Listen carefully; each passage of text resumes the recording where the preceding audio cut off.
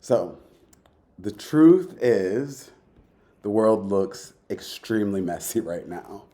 From an escalating conflict in Iran to talks about the US even expanding its influence in places like Cuba. Long standing alliances being questioned more and more publicly.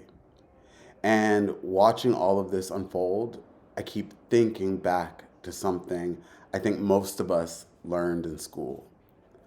The United States government was designed with checks and balances in place. A president who leads the executive branch and a Congress that debates and authorizes major decisions, especially when it comes to war. But lately, listening to lawmakers themselves speak publicly. Recently, I've heard members of Congress say they're being briefed about the possibility of troops on the ground while still asking questions about the strategy behind it. And moments like that raise a quiet question for me in particular. I think most of us learned in school that the decision to go to war belongs to Congress, not the executive branch, to Congress. And yet, if Congress isn't clearly steering those kind of decisions, what is Congress spending its time working on right now? One answer, at least inside the financial world, is digital asset legislation, specifically a bill known as the Clarity Act, currently sitting in the United States Senate. At first glance, that might feel like a strange place to focus when the world itself feels so unstable. I mean, most people that I talk to feel this uneasiness or this unfamiliarity in the air. But the more I sit with this technology, the more another question starts to appear. If the global system is becoming more fragmented, could that fragmentation actually accelerate the need for things like trustless transactions or even financial systems that don't depend entirely on a single global currency? If you're new here, I use XRP as a lens to understand how money is quietly changing underneath the global financial system. Not in relation to the price, but the plumbing. And today, I want to slow down and look at one small piece of that plumbing, the Clarity Act, what it actually is, and why lawmakers are trying to define digital assets at all. Because before we talk about the excitement behind this bill or the complications that might slow it down, we first have to understand what the law itself is trying to do. So, the natural place to start is a simple question. What exactly is the Clarity Act? And interestingly, even answering that question isn't always straightforward. When I started researching this bill, I noticed something almost immediately. One explanation would say one thing, another source would describe it slightly differently. And the deeper I went, the more I realized that confusion might actually be part of the problem lawmakers themselves are trying to solve. Because for more than a decade now, the United States has had a growing digital asset industry, but no clear agreement on who is actually in charge of regulating it. Right now, in the United States, two different regulators oversee financial markets: the U.S. Securities and Exchange Commission, which regulates securities like stocks and investment contracts, and then the Commodity Future Trading Commission, which regulates commodities like oil, wheat, or gold. The problem is that digital assets don't fit neatly into either category. Some tokens behave like investments, others behave more like commodities used on a network. And because the line between those two categories hasn't been clearly defined yet, the industry has spent years trying to guess which regulator is responsible. Sometimes that answer only appears after a lawsuit, like we saw with the SEC versus the Ripple case. So, at its core, the Clarity Act is Congress attempting to answer one basic question. When a digital asset is a security, when is a digital asset a security, and when is it a commodity? If it's a security, the SEC will oversee it. If it's a commodity tied to a decentralized network, the CFTC oversees the market where it trades. In other words, the bill isn't trying to regulate every part of crypto. It's trying to decide which referee is responsible for which part of the field. And this is where one of the biggest misunderstandings I think around this bill begins. You'll often hear people say that the Clarity Act is regulating crypto, but that's not exactly what it's doing. What it's really doing is something a little more foundational. It's trying to define who writes the rules in the first place. Another reason this conversation has become more urgent is that the United States isn't the only place trying to figure out how digital assets should be regulated. Several other jurisdictions around the world have already implemented frameworks for this industry. For example, we've mentioned this quite a few times. The European Union introduced the Markets and Crypto Assets Regulation, a comprehensive regulatory framework designed to create a single rulebook for crypto companies operating across EU member states. Other financial systems, including Hong Kong, Singapore, and Dubai, have also introduced licensing systems for digital asset exchanges and service providers. The details of those frameworks differ, but the basic idea remains the same: to create a clear regulatory structure so that companies know the rules before they build. And that raises a very important question in the United States.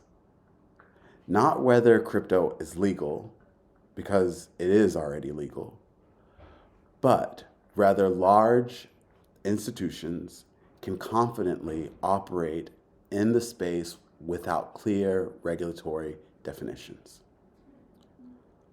Large financial institutions operate in a very different environment than startups or individual investors.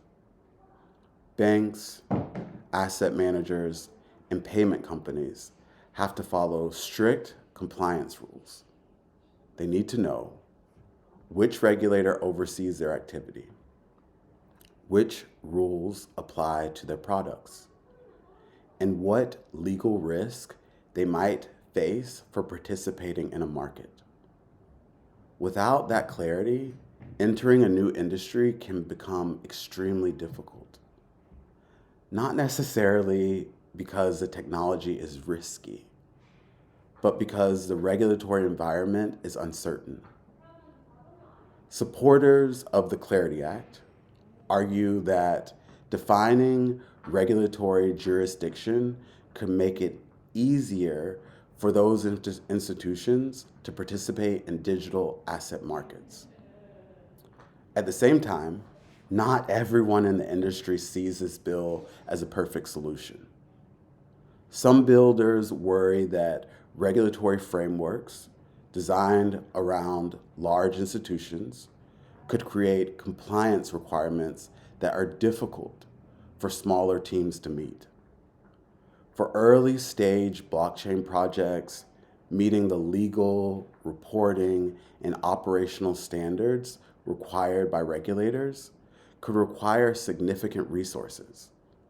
And critics argue that if those standards become too high, the result could be an industry that favors large, well-funded companies while making it harder or almost impossible for smaller founders to enter the space. Supporters respond that clearer rules may ultimately help smaller projects as well, because developers would know the regulatory expectations before launching new networks or tokens. Another piece of this conversation that has started appearing more openly in public involves stablecoins.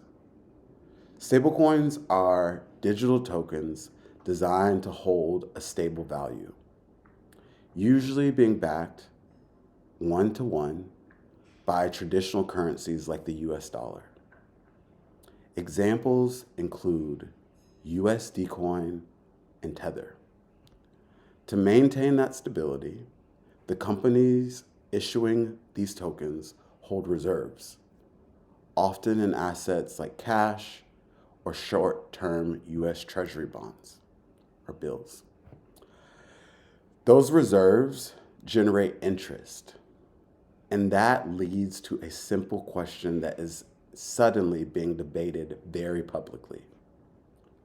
Who should receive that yield? Short-term Treasury bills in recent years have often yielded somewhere in the range of 4 to 5%.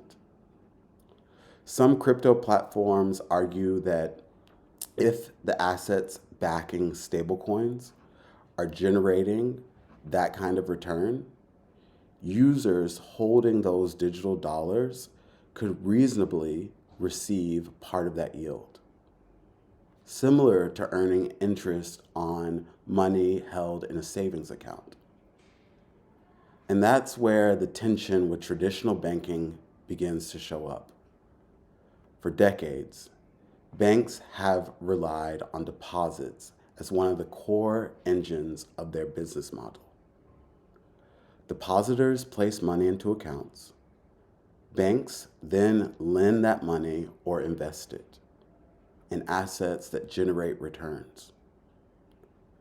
And the banks keep most of the difference between those assets, on what those assets earn, and what depositors are paid. Most people rarely see that spread clearly. But when stablecoins enter the conversation, especially if they begin offering competitive yields, something very unusual happens.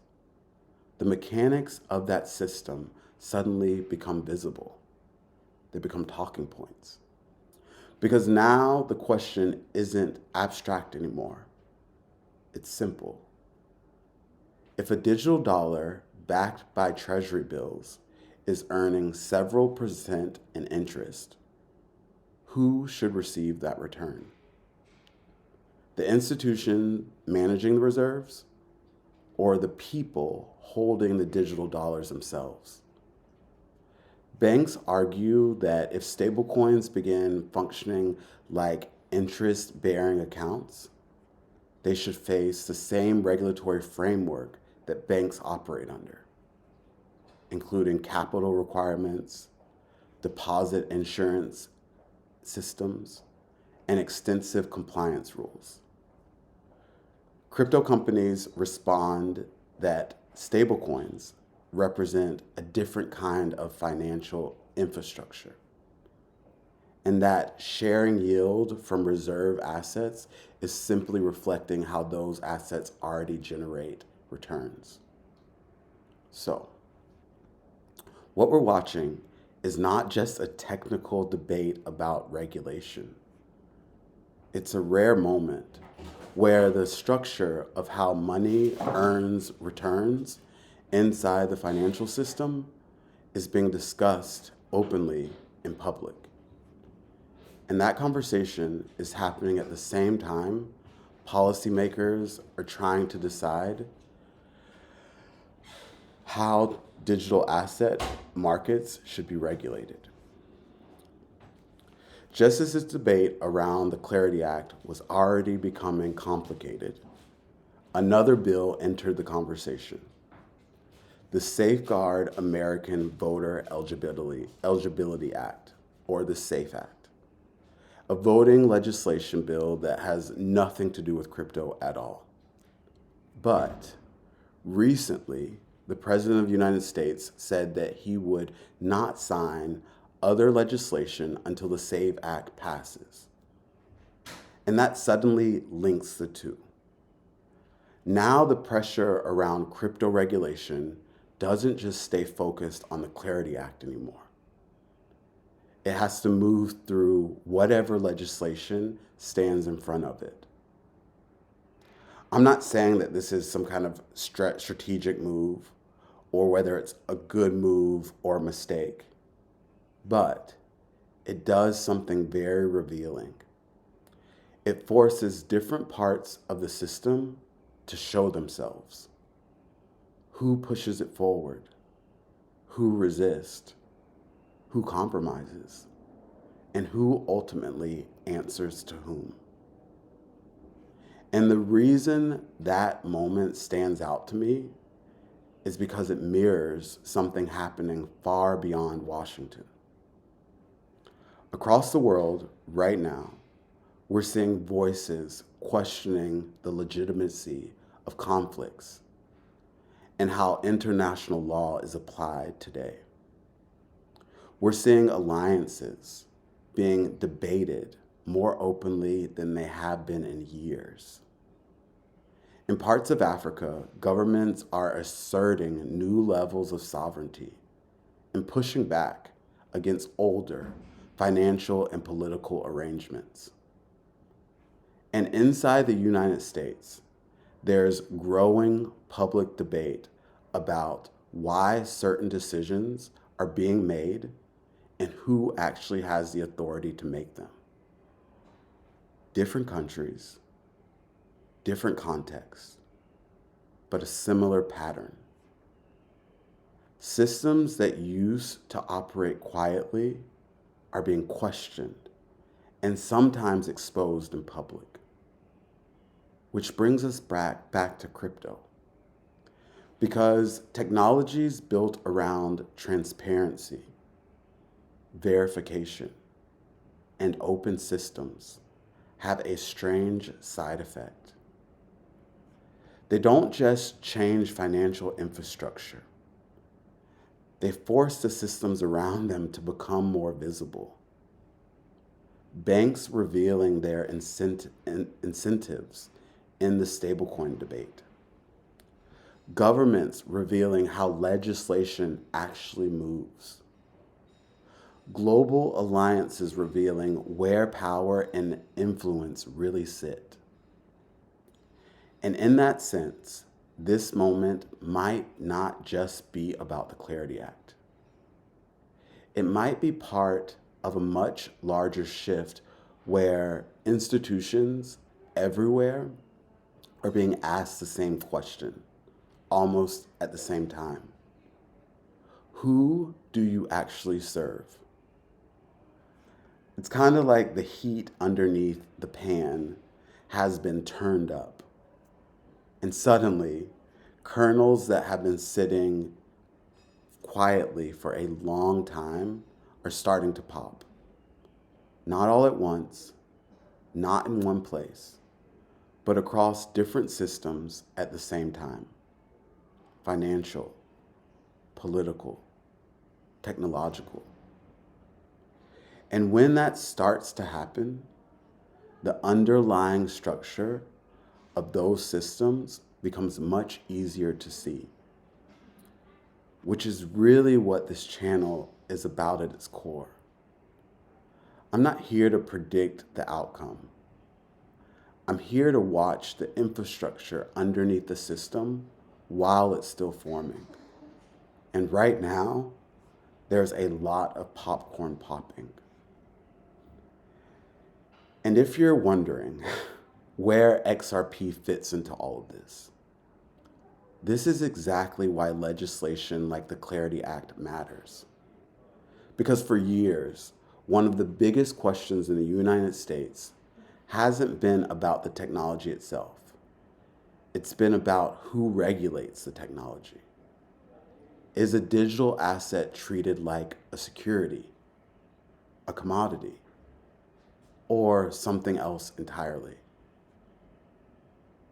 Right now, that answer can depend on which regulator is looking at it. And that uncertainty is exactly what the Clarity Act is trying to address. The bill attempts to draw clearer lines between regulators like the U.S. Securities and Exchange Commission and the Commodities Futures Trading Commission. In simple terms, who oversees what? And once those lines exist, institutions, builders, and companies can finally make decisions about how they want to participate in this technology. So when we talk about XRP or any other digital asset, we're really talking about something even more foundational: the rules of the road. Because before systems can scale, the infrastructure around them has to be defined. And the truth is, the Clarity Act might pass, it might stall, or it might evolve into something entirely different before the process is over. But the debate itself is already revealing something important about how financial systems, political systems, and emerging technologies interact when the stakes start getting real. And right now, it feels like we're watching that infrastructure being negotiated in real time. Financial systems revealing their incentives. Political systems revealing how legislation actually moves. And technologies like blockchain quietly waiting for the rules that will determine how they fit into the global economy ahead. Messy, uncertain, but revealing. And that's why I keep watching.